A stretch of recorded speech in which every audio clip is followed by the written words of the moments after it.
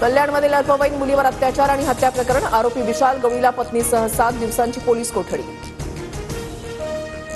कल्याणमधील घटनेच्या निषेधार्थ नागरिकांचा कॅन्डल मार्च, हजारो नागरिक सहभागी. नराधमाला फाशीची शिक्षा देण्याची आमदार सुलभा गायकवाडांची मागणी.